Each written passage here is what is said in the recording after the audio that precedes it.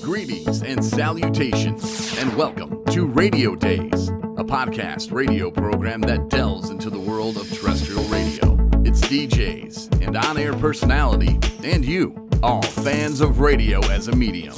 Here's your host, Ron. Hello and welcome to the final episode of the third season of Radio Dayz The Podcast. You can hear this podcast on Buzzsprout, as well as all major podcast platforms like Spotify, Apple, Google Podcasts as well. You can also watch this show via YouTube and at ronrobinsonstudios.com. In this episode, which is brought to you by Team 71 Mortgage Group, we're going to take a look back at the top 10 moments from my favorite episodes of Season 3 of this podcast, Radio Dayz The Podcast. If you've been following along, you know that we've had some amazing big-name guests this season. And so today I want to take a look back at some of my favorite moments of this third season of the podcast. To date, we've done nearly 100 episodes of this show where we take a look behind the scenes of radio. And so you know, although this is the end of season 3, we've already began to line up some big name, amazing guests for season 4, which will kick off in the fall. FYI, I'm going to be spending the rest of the summer working on finding streaming services to showcase Radio Dayz 101 Years of Radio, which, if you don't know, is a docuseries that I produced that showcases the history of the medium of radio. Stay tuned for info on the upcoming docuseries coming very, very soon. With that out of the way, on with the show. Before we get into the top 10 moments, however, from this season, I want to take a moment to take a look at a couple honorable mentions. In this clip, it's radio personality and programmer Shelley Morgan talking about how much more challenging radio was before computers and the digital age. Check this out. I was never really good with phones and splicing. I would much rather just, talk. Sometimes we take for granted that we live in a digital age. Yes, you're not. There's no computers. You're using reel-to-reels. You're splicing audio together. Talk about, because that, to me, that's amazing, because in a digital age, you do a break and then you go into a song and now you're twiddling your thumbs. Back then, you had to prepare for your next break. Talk about that, if you would. You had to prep for your next break. You're answering the phones. Obviously, it's a top 40 station. You're always hitting the phones. You want kids to call you. You're coming up with different contests to get something to. I always wanted to make them. It was terrible to make them earn their the prize for that hour, rather than just be caller number 10, and then you're just doing that same hey, what's your name, where are you calling from, hey, you want this, yay, great, what radio station do you listen to, blah, blah, blah, They had to be good. It had to be entertaining, right? Yeah. Right. And so, I would make them, recite lyrics or sing songs and all that kind of stuff. And so you're going and you're cutting and splicing, and you got your tape, you've got all your little pieces of splicing tape lined up, and you've got your razor blades, and you're chopping it up, and you've got 3.5 minutes to do so. You've got 3.5 minutes to get your winner, to get your, to get the phoner ready, get it queued up, and boom, with the jingle at the end. So, you were always in motion. It's kind of funny because, when I started at WIRX, when we didn't have any sort of CDs or anything like that, when it was all, Audio Vault or Dad, I think it was Dad, man, it was, it was different. You get bored. Yeah, you get bored. Yeah. Because you're used to constant motion. In this next honorable mention, we're going to be hearing from TV and radio personality Cam Carmen as she talks about her time working at the Weather Channel in Atlanta before she came to Detroit. So before we get to your TV aspect, when you were doing radio, talk to me about how that transitioned. I mean, how do you go from being, to just starting a radio show to say, did somebody just say, hey, okay, you got a perfect face for TV? Or how did that work? I don't think anyone said that. but even back then, it was like, you couldn't, you had to kind of pass, cut the muster with certain looks, I guess. But I took a drama class, and I had a great time in that. And then we kind of were on camera for that. So that's really how it developed. Nobody really discovered me. Right. And that was when I was still in college. But then I got that internship at the TV station, and I started reading fake scripts, just to get a reel put together. But then I liked it. So I wanted to pursue TV way more than radio. Yeah, it seemed like a natural fit. I mean, you do the 9 for years, which we'll talk about in a little bit. But you mentioned a moment ago, in 1989, you got hired as an on-air meteorologist at the Weather Channel. How did that opportunity present itself? I had a friend who was doing the weather in Flagstaff, and he said, would you like to think about going to the Weather Channel to work? And I was like, no, that's a national station. I've never lived in a different state, and I use magnets on metal mats. How do you think I'm going to do a technical weathercast with knobs and buttons? But he left. He went to the Weather Channel, and then he got me in. And I interviewed, and I thought, there's no way I'm getting this job. And next thing I know, I'm on my way to Atlanta. And that was the first time I went across country. And then I stayed there for about a couple of years. So as they called us on-camera meteorologists, we didn't have degrees. Right. Some of us, a lot of them, I think it's required now. But that was a really fun gig. I got to live in, a great city, and it was fun, but everybody was always trying to get out. So it really was kind of a short stint. And I just happened to apply for a weekend weather position, weekday reporter position here. And lo and behold, the news director gave me a job. Well, I don't want to embarrass you, Cam, but doing research for this podcast, I came across a clip of you giving a national weather forecast. So go ahead and sit through this, if you will. Take a listen. Let's check on the maps and roll them on into motion, beginning with Sunday morning. Still seeing some rain in store for northern Arizona, back up into the Great Basin. 2 things here. We've got the remnants from what once was Hurricane Boris. That's still coming up from the south, plus a front is dropping on in from the west, and that's going to be scattering some showers into the Great Basin. And for once, we're looking at a pretty healthy rainfall amount for Southern California over into Arizona. You may get doused with about 3 inches of rain, so that could cause great adjective flooding right problems there. Here. Across the Southland, a little bit of rain, a little bit of instability in the afternoon, especially as the heating kicks into gear, so the thunderstorms could be in the cards for you again as that front sags southward.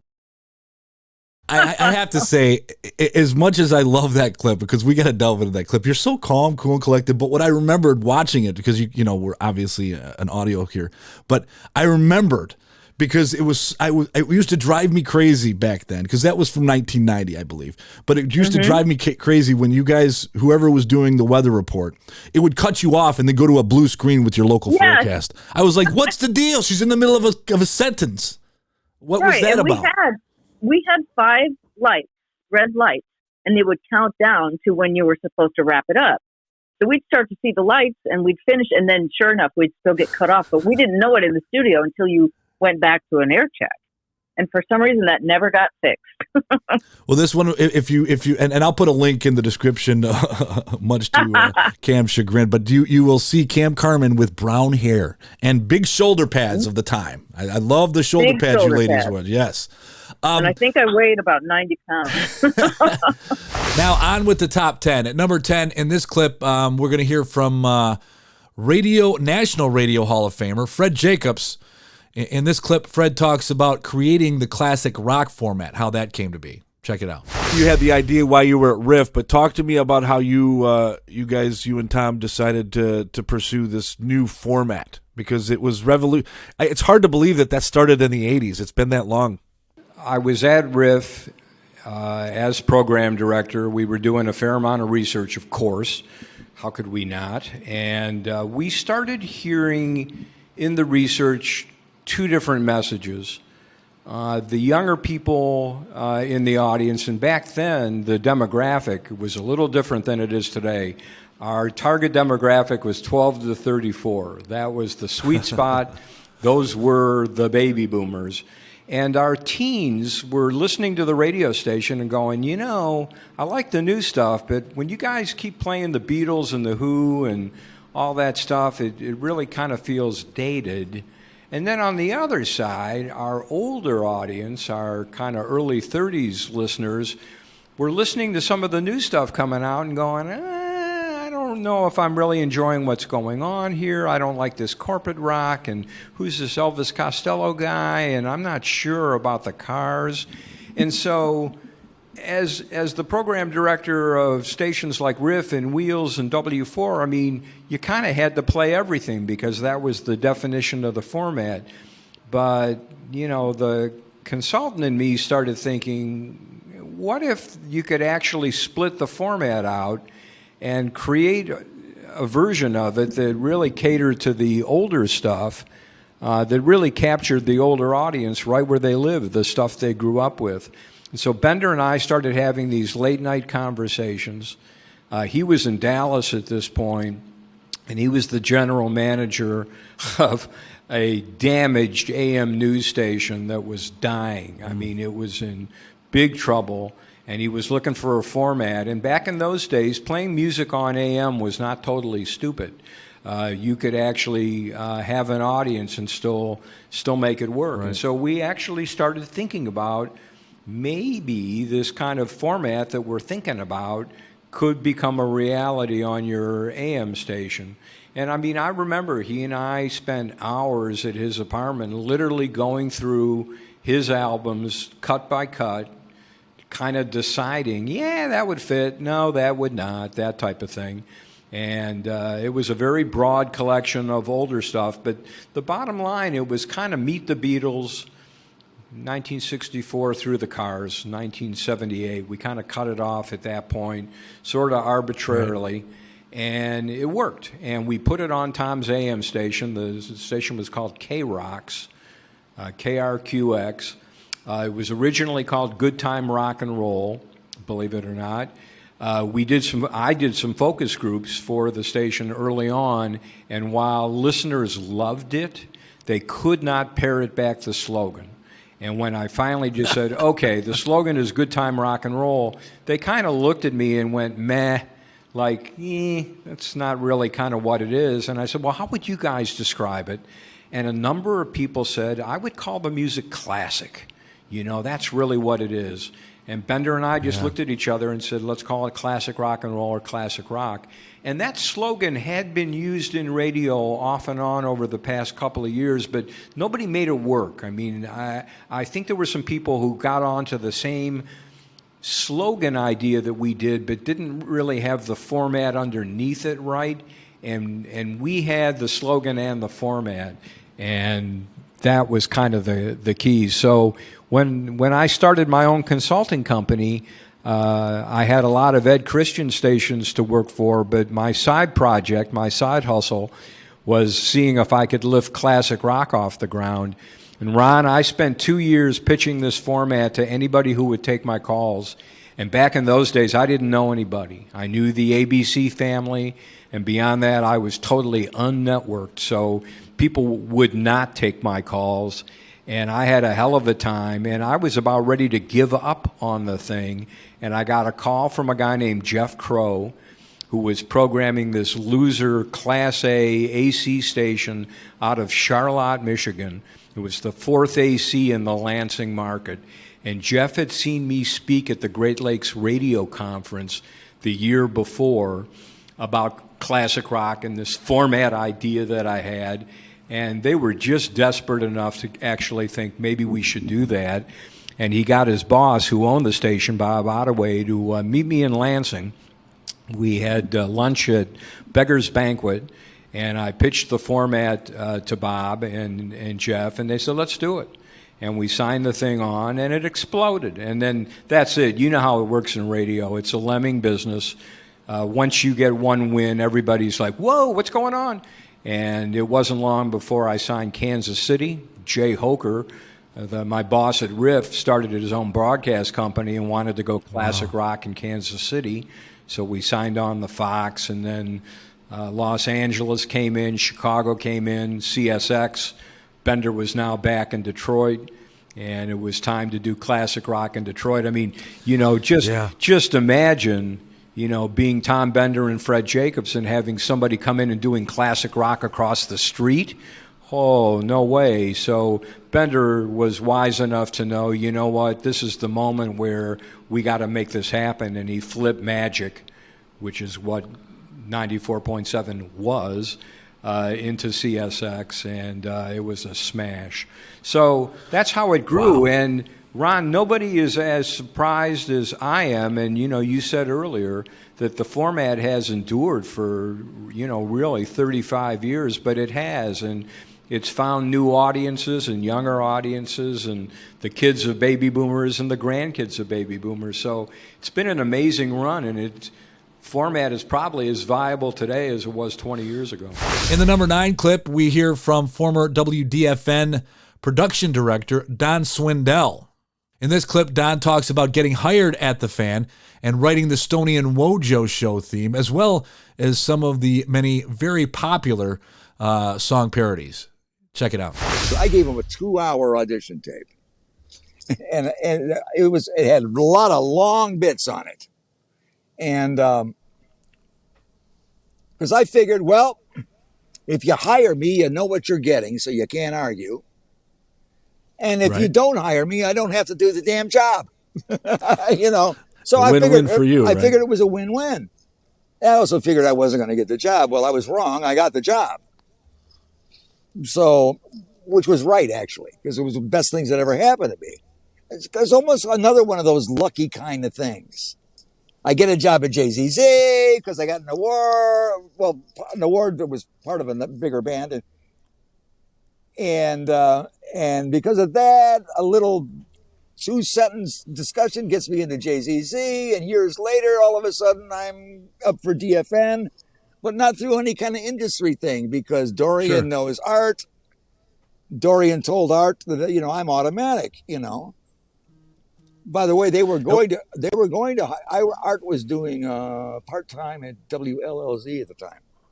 Yeah. And the original plan was, once we got the station on the air, which turned out to be July 11th, was it 93 or 94? You think I remember that? 94.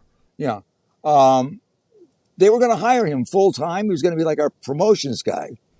And he died on that week, like 2 days before we went on the air.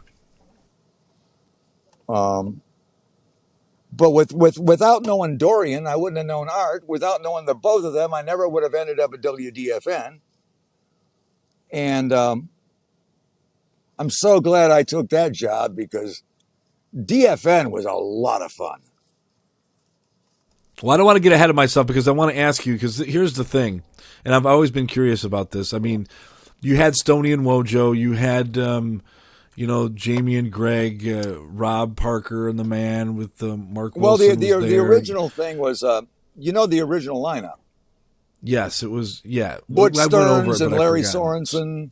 Yeah, the Morning Battery, I think they call themselves. Anyway, go ahead. No, but then but your voice is probably the most distinguishable because of the imaging. Because you were going out for all of the shows. Your voice was being, but yet no one probably knew your name. I don't remember. In fact, when I did the tunes, nobody knew that I was Stoney and Wojo. Boom, boom, you know what? I'm gonna cut you off right there, because we have the real thing. Okay, hold on. Stoney and Wojo. Stoney and Wojo sounds like the name of an old TV cop show. Stoney and Wojo. So there you. Yeah, I thought that there's was a little bit of the Stoney. I wrote that the night before Wojo started. I was on my way on my way to a Sunday night gig at the Bird of Paradise in Ann Arbor as a musician, and I'm thinking like a combination of Barney Miller and I'm thinking yes.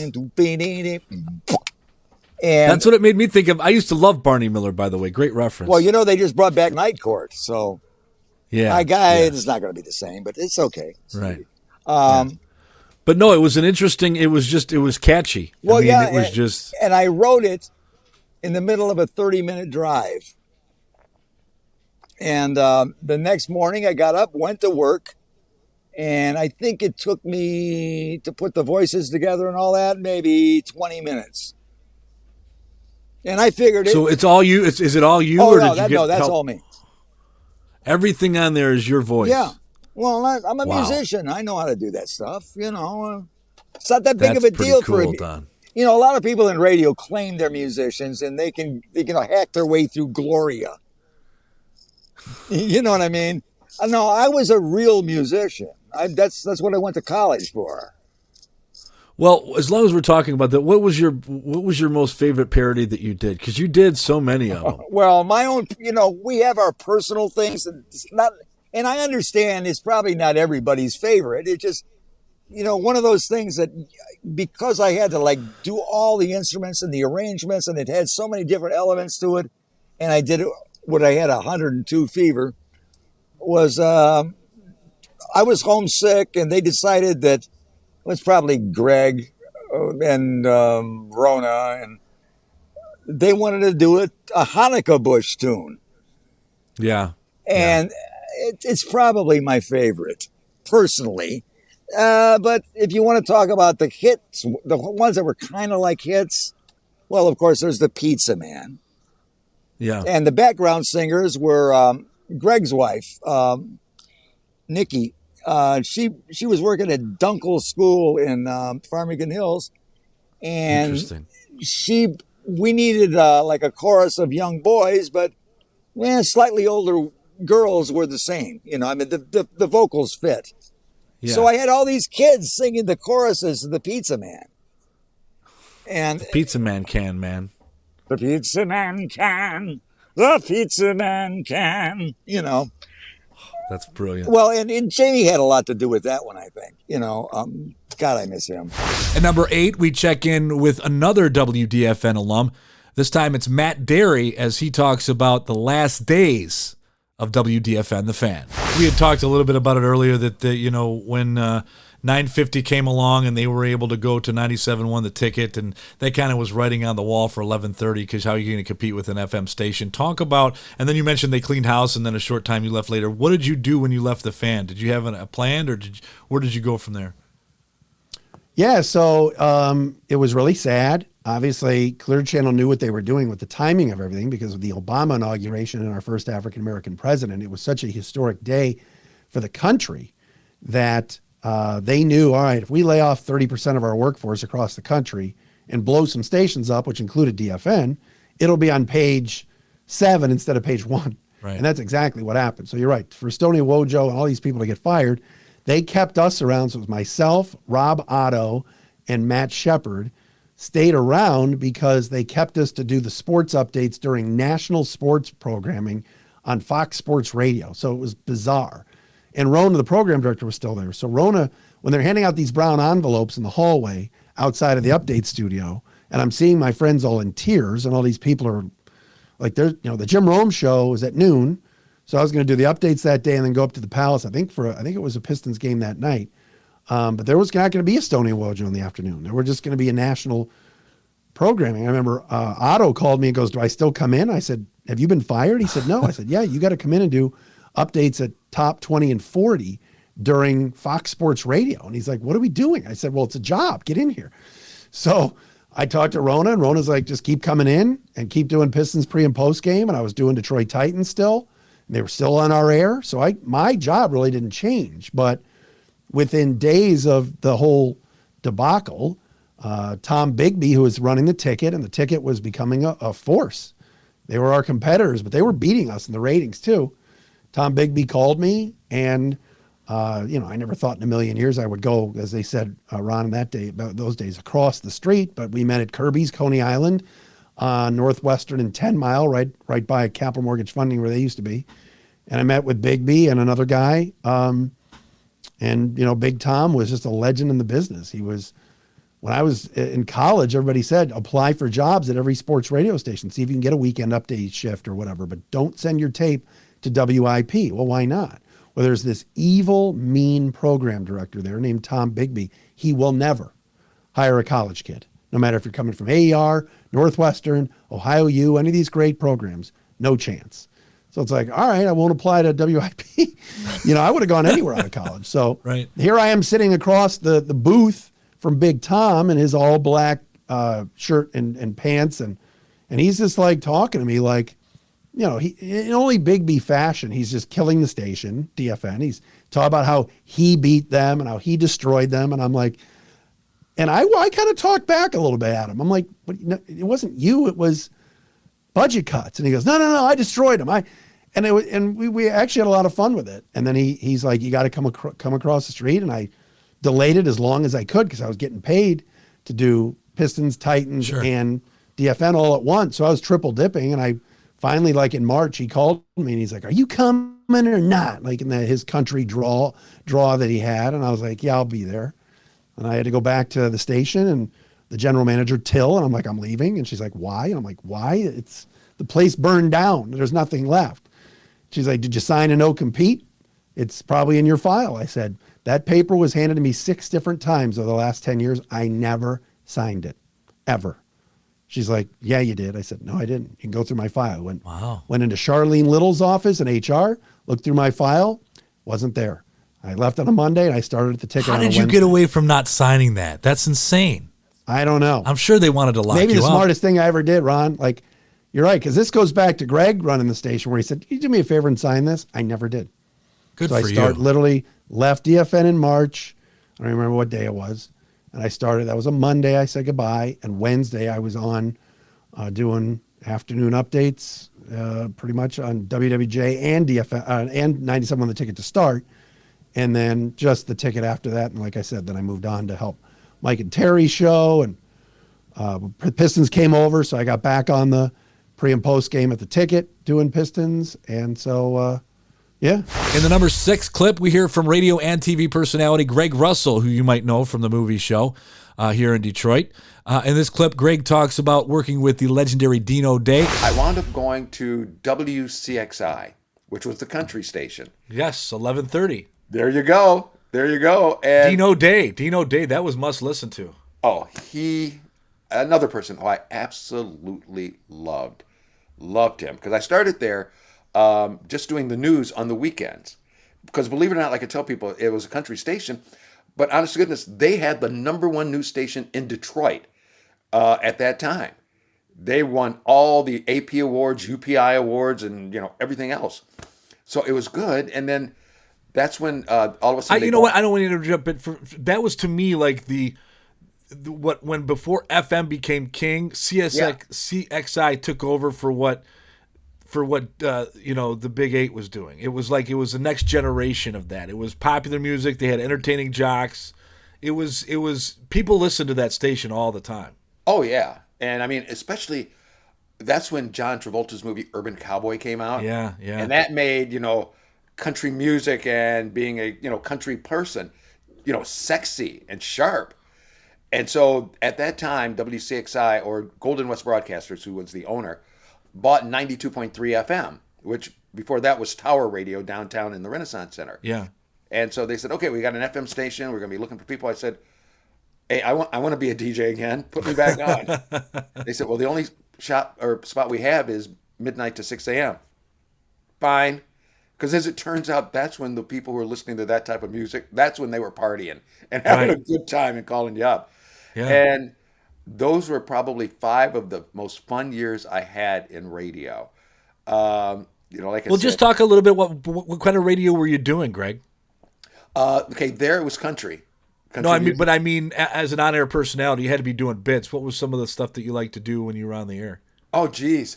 We would have it where, especially like on a Friday night, just, hey, you just getting back from the bar? Give me a call. And people would be going, I want to hear, they would be drunk and you didn't have any way to check or anything. Or a lady would call up, hi, what are you doing? I got to get off the phone. That. And that's interesting because it's funny that you went to the phones because to me, the phones are so integral to being an on-air person, a good on-air personality, utilizing the phones. That's why Lee Allen was so good. That's why Doug Podell, others like people who use the phones find great success. And that's but at that hour, I can't even imagine. We're at Taco Bell. Greg, you want a taco? I mean, I'm just. Oh, there was one time I said something. I was on the air going, man, because I used to do bar nights too. So you do a bar night starting at like 7 o'clock, go to 11, and then have to go to the station. Again, the best part about being young, in your 20s. You had that energy. And I remember one time I went on the air and I said something along the lines of, I just got done at my, bar night at wherever. Gosh, I'm hungry. There was almost a line of people at the back door of the station bringing pizzas, hamburgers, everything. And so it's like, come on in, let me give you a tour. And, it's like, good. They were all listening. And just another funny one, Ron, I got to tell you, just when you mentioned Dino Day, like I said, I can tell people, he was the, CMA country DJ for like 5 or 6 years in a row, which meant he beat out every other country DJ in the country. And I also have to give credit to his producer, Al Rosenberg, who's the one who put together, the tapes that they would send in for the people to listen to. But Dino used to have it on Friday. There was this guy he called the Chug-a-Lugger. Guy, he worked overnight at one of the car plants. And when he would get home, especially on Friday, since he didn't have anything else to do, he would just start drinking. So Dino would have him on at 8 in the morning. The guy got off, I think, at 6 a.m. Have him on at 8 in the morning after this guy has, had a few. And he would always go, and we know the week, okay, Chug-a-Lugger, open your beer. And you'd hear the psst, and go. And they play the Lone Ranger theme, and you could hear this guy, gulping down the beer. And he says, the weekend is ready when the Chug-a-Lugger goes. He'd give this long burp. There was one time, I think he might have had the night off, so he'd been drinking all night. And so you could even tell by his voice, and he says, okay, the whole thing, and the weekend starts when the Chug-a-Lugger goes, ooh. And he said, well, whole new start to the weekend with this one, so. That's great radio. Radio. At number 5, we look back at my interview with another WDFN alum, this time Art Regner. In this clip, Art talks about his infamous Detroit Lion rants, as well as what it was like to cover Bo Schembechler. Check this out. Before we move on to your broadcasting career, I do have to ask you, because he is such a legend now, but, like you, I grew up idolizing this man, Bo Schembechler. What was it like to cover Bo? Well, the first time I covered Bo Schembechler at Old Michigan Stadium, where the press box was like in the front, they don't have these two huge buildings on each side of it now, and the scoreboards. I mean, it was a small little press box, and it had various floors, and they used to have like a media day for everybody, and I was a freshman and I wanted to go, and so I did, and it was a big luncheon and all this kind of stuff. And I remember I was going to use the restroom, and Bo walks out. He would address the media. This was a lunch, and everybody sits to the media. We all kind of eat. Everyone's in a good mood. They get free food and all that kind of stuff. And then Bo would address about the team, and you could ask him questions. Your typical kind of luncheon presser kind of thing. And so, but I was new to this. I was 17 years old. I'm a freshman at the University of Michigan, and so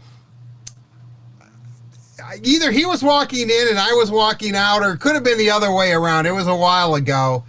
And he looked at me, and he could tell that, I'm fresh faced, Sure. Hair down to here, I'm I'm the freaky, that was the style back then, wearing painter's pants probably, and, a decent shirt, I hope. And he said, well, son, he goes, how are you enjoying everything? How was the food? Wow. That's cool. And I'm like, I swear to God, because I'm high strung, and I was shaking because I had gone to Michigan games my whole life. I was there at, Woody tearing up the sideline marker, all that stuff. My dad, that was the only thing he ever, sprung for. Season tickets was Michigan football. And I was like,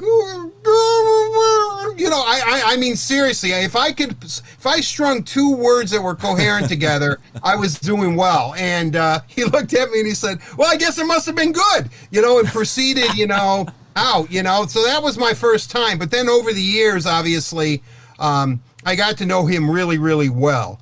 And, he would always say to me, which I guess to me made me feel good, but he'd say, Regner. And he always called me Regner. He never called me Art or Arthur or anything. He'd go, Regner, I don't think you know a lick about football. but you love Michigan. That's what he would always say to me. And I say, you know what? He's probably right.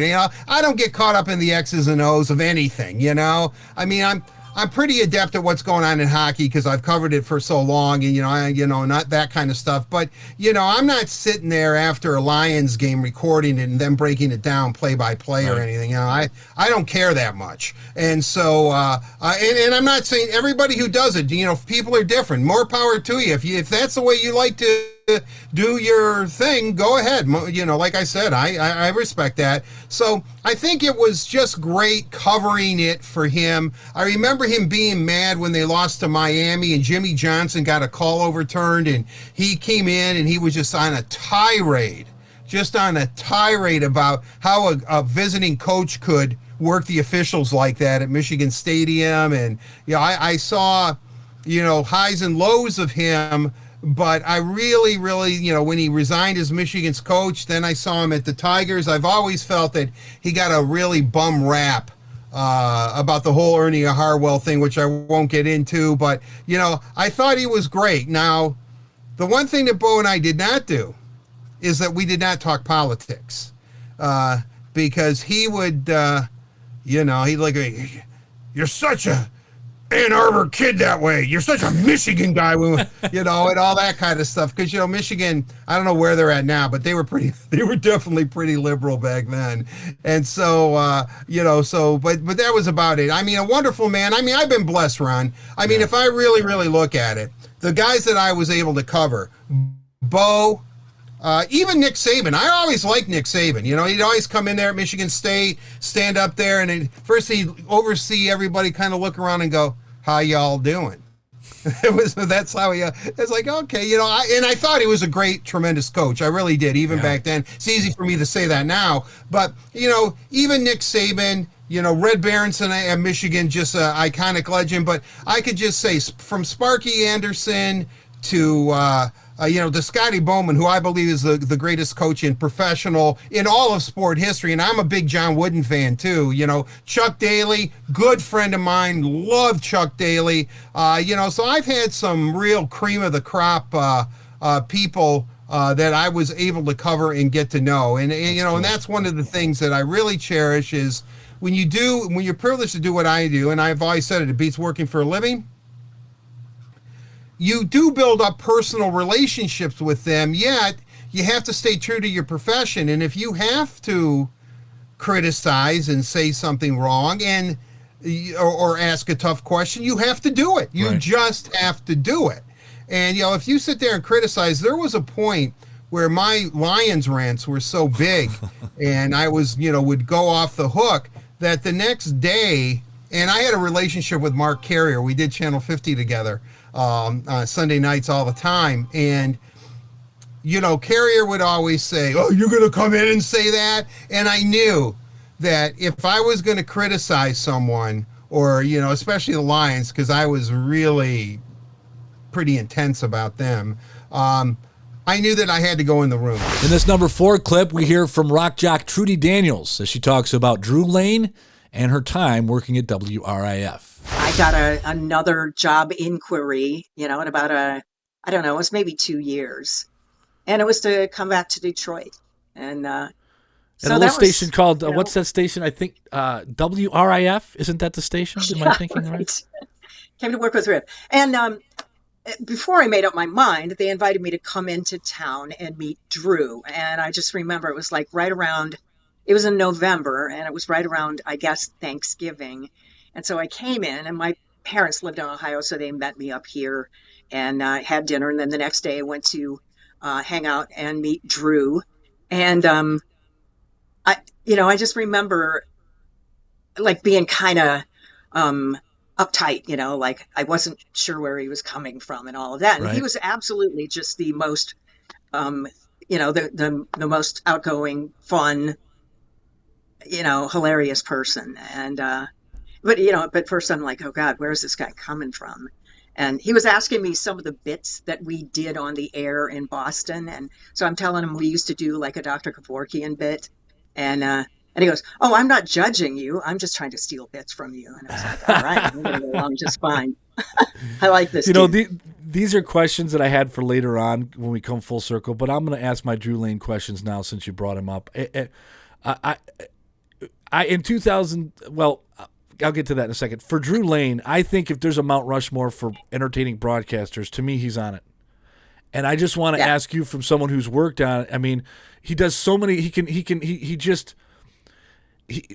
Any one given topic in the hands of Drew Lane to me is like Play-Doh. He builds like 8 things with it before he puts it away. It's just I don't think he gets enough respect for being a radio broadcaster.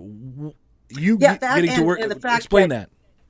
Yeah, and it's never in the direction that you think it's going to go, or in the direction that any other radio show might take it. He has that gift of thinking about a thing from a different point of view. So, like a lot of people use prep services to do their show. Drew would never approach anything from that angle, and it was always the most unique look at a topic. And the other thing that he's just amazing at is interviewing people on the fly. I mean, he could always just roll with anybody on the phone. We have excerpts of the show that we use on the podcast, and I remember us talking to Gary Coleman, and he just he just wasn't having it, and it was another stupid radio show interrupting his job, and he just let us have it. And I just remember Drew acting kind of wounded and affronted that he was mad, and then Clark, of course, wrapping it up with "you little." Yeah, that was brilliant. That was brilliant radio. And if I'm not mistaken, that was they called him about the time that the Kid Rock video came out that he was in it, if I'm not mistaken. But I want to say, growing up in the Detroit area, that was you guys, the Drew and Mike show with Trudy Daniels, that was must listen to radio because every day was different. And and to me, the fact that Howard Stern never caught on in Detroit is because of the Drew and Mike show. Period. He blew up everywhere else except for here. Even when they brought him in at 97.1. Right. And you know what? All the credit goes to the people who listened and how faithful and loyal they were. And to this day, you'll meet people who listened to us back then. They listened to the podcast. Now they'll show up at some of our events and they have their kids with them. A guy who started listening with his mom and, or somebody who started listening with their dad our show wasn't very clean, but I don't think you could do it like that today. I don't know. Maybe not. I don't know. Morning shows are kind of a different area. They're sort of a different animal. But yeah, sure. After the Super Bowl with Janet Jackson, they did clamp down on morning shows a bit. I don't know why we got in trouble for that, but we did. That was weird. Radio got to blame for that. But if I'm in a bad mood and I need to laugh, I have it on my computer. I pull up the Belford Blows clip. To me, that was the funniest fucking thing I had ever heard. I mean, that was the kind of stuff that pull over the side of the road, whether it be Kramer Blows. Belford Blows, arguably probably the best one, just because just whoever was ringing that bell, it was just like a comedy orgasmic experience. It's like ding, Belford Blows, ding, ding. But yeah, it was brilliant radio. But that was just one. The Harrises, Mr. Harris. Oh my gosh, I still remember on April Fools when he gave him shit like, "Why the fuck are you still calling me? What do you have nothing better to?" You remember that? When he gave him the business and they were like, and I don't know, Drew might have been acting, but to me, it was like he chastised them. They're like, well, we just thought you enjoyed these conversations like we did. But it was brilliant. But stuff like that. It was, and you never knew day in, day out what was gonna be funny, but you knew if you tuned into 101.1, you're gonna laugh your ass off. Yeah, well, it was entirely organic too. No one pre-wrote anything. We all acted as an ensemble, and yeah. There were certain things that were pre-recorded. Of course, you remember Cliff Notes Theater, all those brilliant productions that were put together. But yeah, it was. I want to bring up. I want to bring up something that you actually brought to the table because it's not a second thought now, but at the time, I think it's depicted in Howard Stern's movie. Speaking of him, but it was not that common for the news people to talk to the disc jockeys. So. Right. It wasn't like you were stealing that's the way it was. That was different. Which leads me to my next question. When and how did you pair up with Drew and Mike And how long before you guys, okay, this format that we're doing, rinse, repeat, rinse, repeat, rinse, repeat, just keep doing it over. When did you realize, okay, this is how we're supposed to do it? Well, that was an evolution, actually. I hooked up with them in 91. They had been at it and it was True and Zip. And they'd been at it for a couple of months before I came in. And they, and again, because Lynn Woodison didn't want to do it, I got that job. It's always because somebody in the news person role was going on to something else moving forward, and I got the gig. But but we first started out playing more music than we did bits, and it was a while too before I feel like Detroit was ready to accept us. But I remember being at a St. Patrick's Day party. It may have been that same March in like 1991. I came in January, and we were downriver at a bar, and all of a sudden we heard people like yelling out drops and stuff, like we had used on the show. And it was like, oh, wow, okay, they're on board. And it was that kind of loyalty to, the show, listening to the show and then repeating it back and being on board with all the bits. And I realized that we were there. And then we did the show for quite a while. And then little by little, my news just started to be part of it because, it sort of interacted. It wasn't just a news segment, but they interacted. And I always kind of look for things like that anyway, In at number 3, we go back to the very first 2 episodes of season 3 of this podcast. We're going to hear from Mr. Ken Calvert, the casual one. Check this clip out from Ken. The final part of my legacy, going from W4 to all the other radio stations to WRIF, the best time of my life, was the fact that I believe that Buzz and I on occasion would just say, we got nothing going, you want to run out to the Pistons game? The Pistons were playing out at the Silverdome at the time, and we'd go out, tickets were $5. But they had the main event, and the main event was a really cool bar. It was a great place to have a couple of beakers, a couple of see-throughs, and then go down and watch a little of the Pistons action. And at that time, it was Ricky Mahorn we had traded for, and a couple of other things that had happened. The fact that they made the Lane Beer trade, and so I was out there, and we were sitting. We always had great seats. The station had great seats. Yep. And so we'd always just take the station seats. I think we were 5 or 6 rows up, and somehow we started communicating with the guys at the scorer's table. And I think Joe Nune was a buddy of yours, and Joe Nune. So next thing you know, I'm upstairs at the main event lounge, and Gary May, who was the voice of the Pistons, sits down, and I did my impersonation of Gary May. And he said, that's pretty good. If you ever, if I coach football, and you could fill in for me during the exhibition season. I said, oh, okay, I'd love to. And so did a couple of games that year in the Silverdome, and I was terrified, but I knew if I just did Game Show Ken, Well, ladies and gentlemen, at this time, we'd like to ask you to please rise and join us in honoring America as Dr. Tim Coldiron will perform our national anthem, And at this time, let's meet some of the world's greatest athletes. Well, I just added that. He didn't have that. And somebody would hand me a sheet of paper with the starters on it. And just the starters. Don't read the whole team, just the starters. Got it. So I got through that, and that was the year that we had drafted Dumars and Rodman. And near the end of the year, when I would fill in on occasion, I just thought, well, Dumars, it ought to have some pop to it, like Lou Piniella, Lou Whitaker, and the broadcasters would always say, they're not booing, they're saying Lou. Right. And I thought, well, we can do that with the Pistons, but we can do it better. And we'll make it a a legacy That's item. Awesome. And so, and Gary May wouldn't do it. Gary May did the full next year. He did his own, and he just would say Joe Dumars. He would not do it. So when I would fill in, I'd go Joe Dumars from Isaiah Thomas, and then I'd shut up and get out of the way. And so the end of that year, get a phone call from Matt Dobeck, the late great public relations director, and he said, I'm firing May. You're my new guy. I said, what? He said, I'm going to fire Gary May. He said, I'm going to let him go. I don't mean fire him. I'm going to let him go. And I said, what do I do? He said, well, you're going to do it now. I'm going to hire you to do it. I said, do what? And he said, you do the PA for the Pistons. I said, oh, I don't know if you've noticed this, Matt, but I have a day job. It's the radio, and they kind of like have ride herd over me. They can kind of tell me what I can and can't do. radio station had no problem with it. They thought it was a great cross promotion. It was like I was doing a promo 3 times a week when they were in town. Mm-hmm.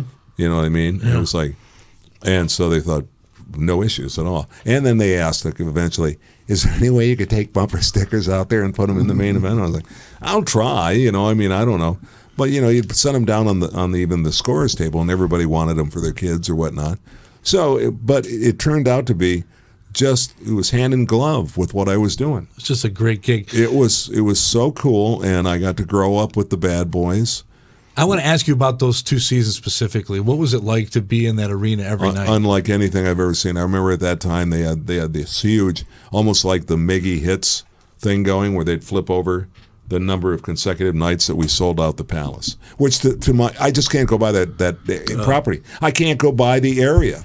That building was the nicest building still in the area. It'd be nicer than the LCA right now if they would have continued to just do what they did best, which was add on to it every year. I mean, they would have had more room to do more things, even cooler. The sight lines were incredible.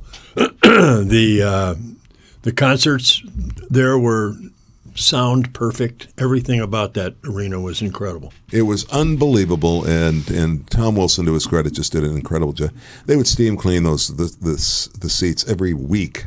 Modernistic was in there. I'd go out to do voiceovers, and Modernistic was in there just constantly cleaning the place. I mean, it was wonderful. And I don't know what Gores had in mind. I really don't understand what he had in mind, but whatever, it just... It doesn't make any sense. Mr. Davidson was a hands-on owner. Mr. Davison wanted that building out there, and by God, it was out there, and it was wonderful. And to this day, I don't understand. But those 2 years were the most incredible 2 years of my life. I literally couldn't believe getting a ring, getting 2 championship rings. Nothing. I mean, I could say something, I won't say it, but it was like that was the night that I almost passed out. I mean, I remember Tom Wilson handing me this box, this beautiful box, and me opening the thing up, and to see your name go around a ring with years, and literally, wow, it had the season record, it had the playoff record, it has Bad Boys on it. It was just incredible. I remember it was, and I got to be friends with the guys, and I could still see the guys to this day.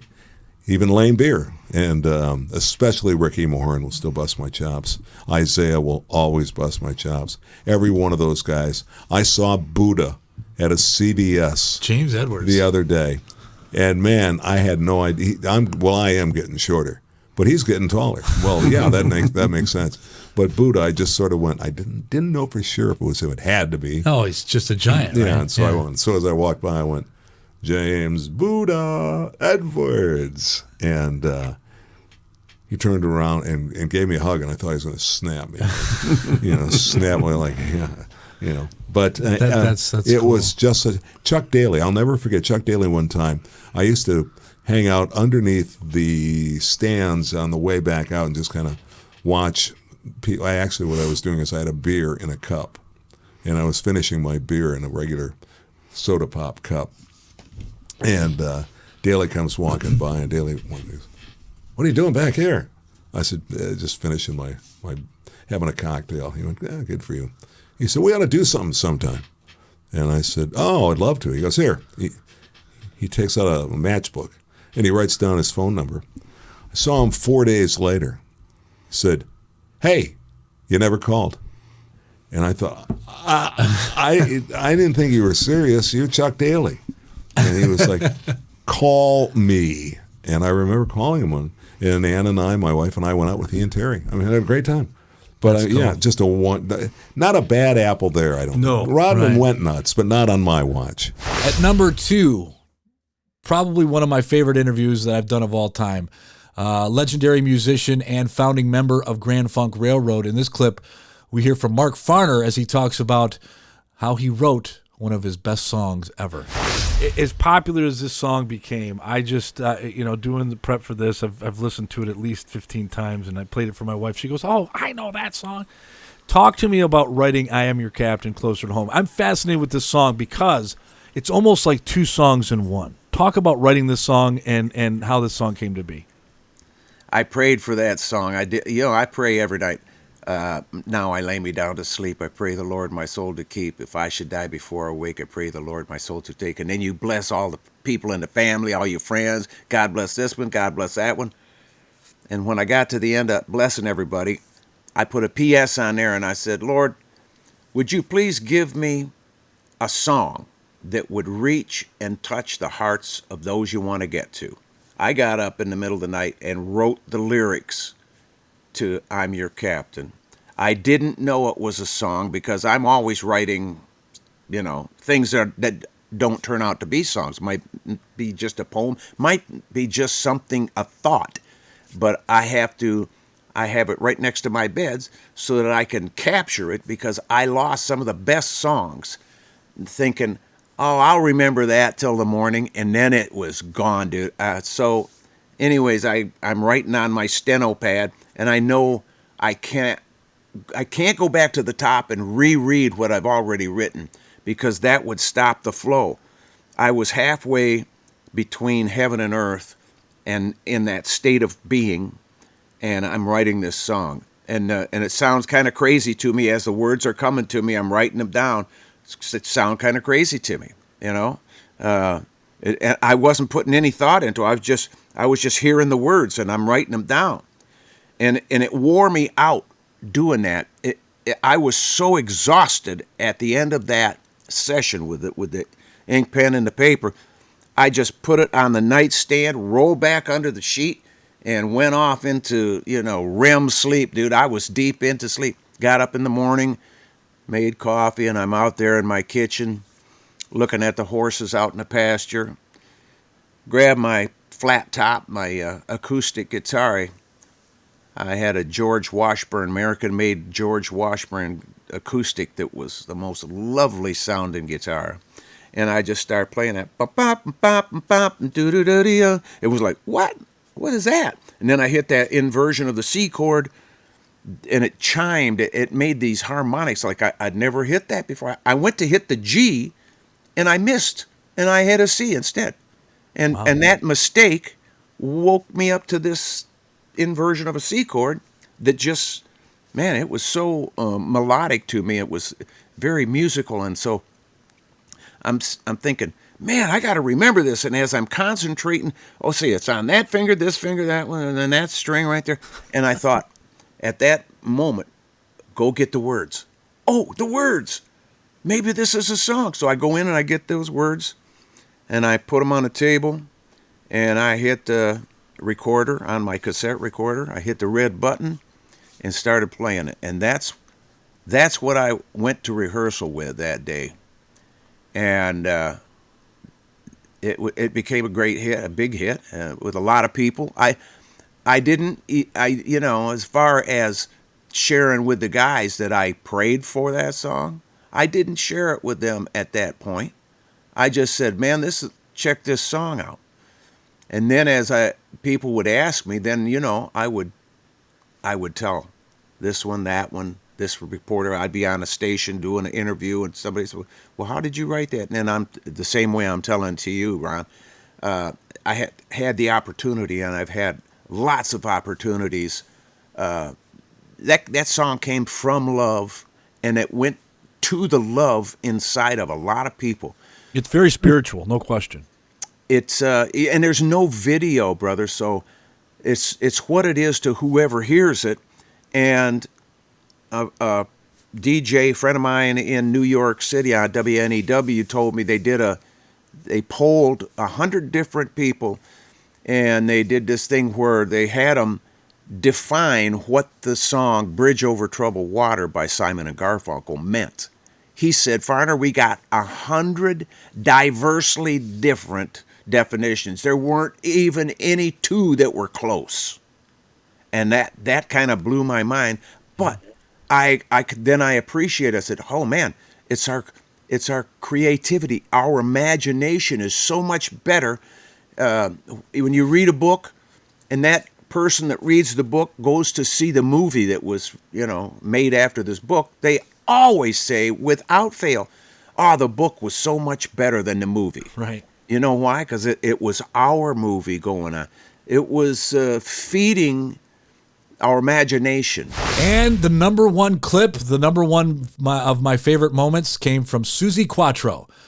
Here we are with Leather Tuscadero herself. Listen in as Susie talks about working on Happy Days as Leather Tuscadero. Check this out. We talked a little bit earlier. You made quite a splash on the TV show Happy Days. For me, it was one of my favorite shows. I was a big Pinky Tuscadero fan. I mean, I thought she was the hottest thing since sliced bread.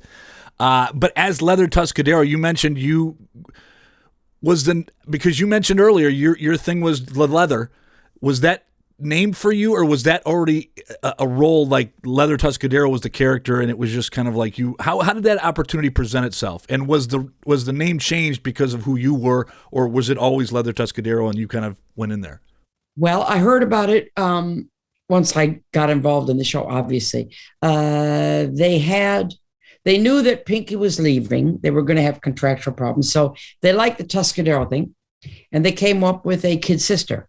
And they named it Leather Tuscadero. That was before me.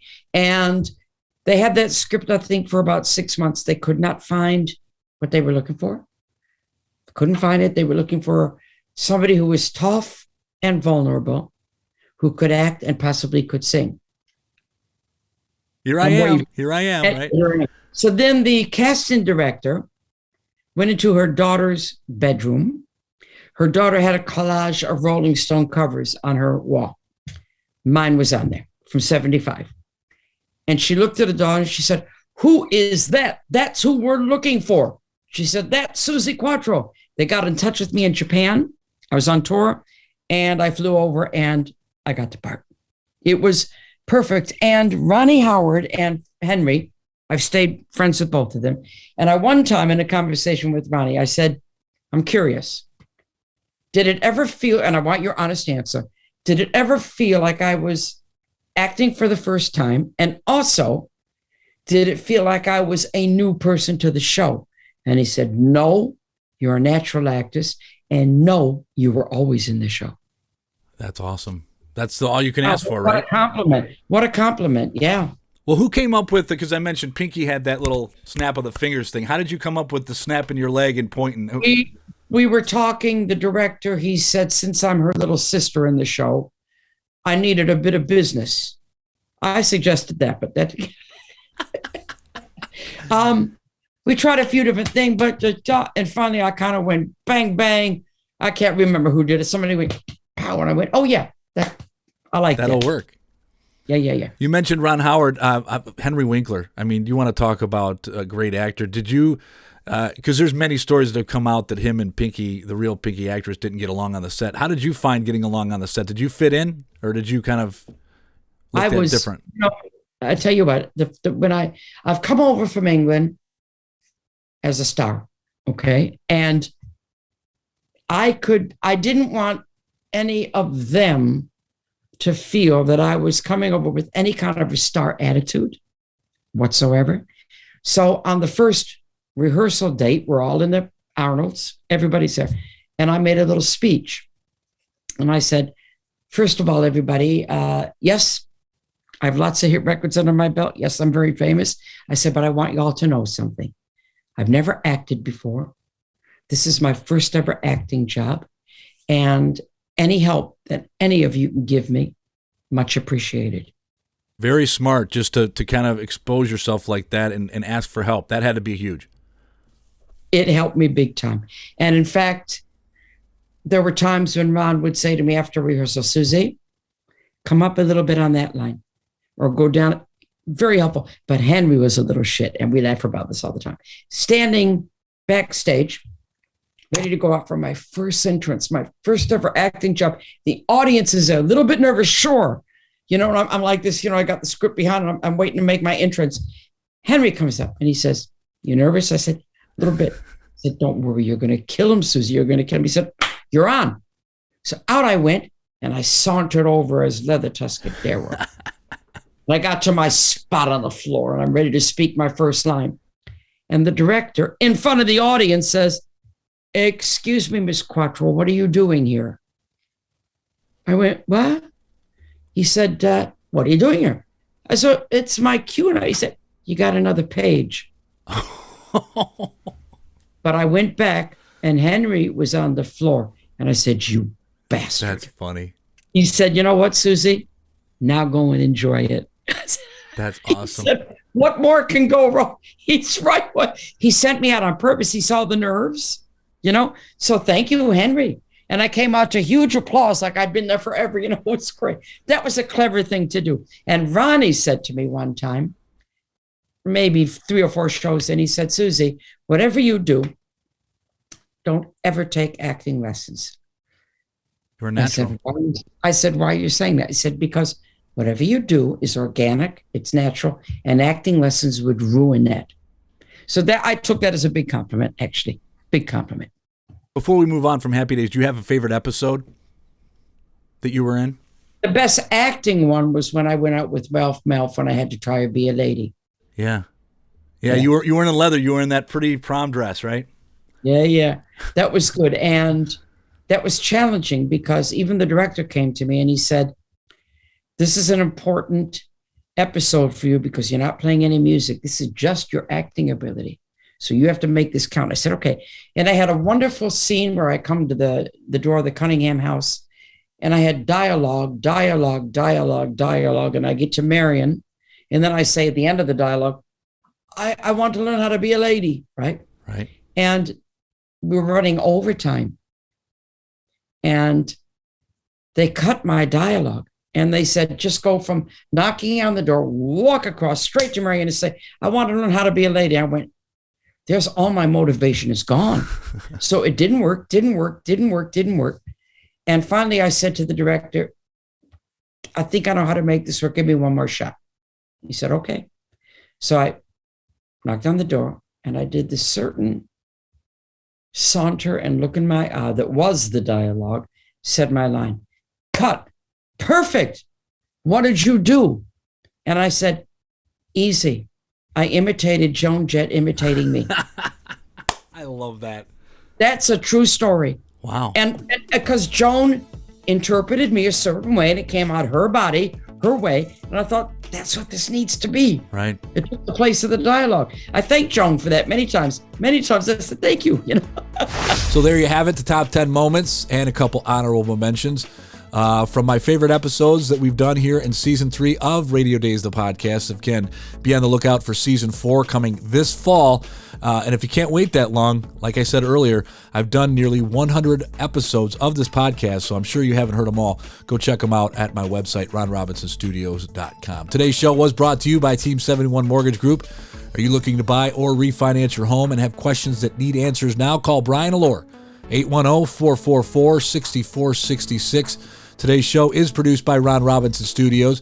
If you need professional marketing videos or professional photography headshots, maybe you need drone content, head over to ronrobinsonstudios.com. You can also email me at ron@ronrobinsonstudios.com. If you go to my website, you can hear previous episodes, as I mentioned, of this podcast there as well. And if you'd like to learn more about the upcoming documentary about the history of radio, Radio Dayz 101 Years of Radio, click on the Radio Dayz The Movie tab under the Documentaries tab at ronrobinsonstudios.com. Thanks for checking out the show. Hope you enjoyed it. Until next time. You can't go. All the plants are going to die.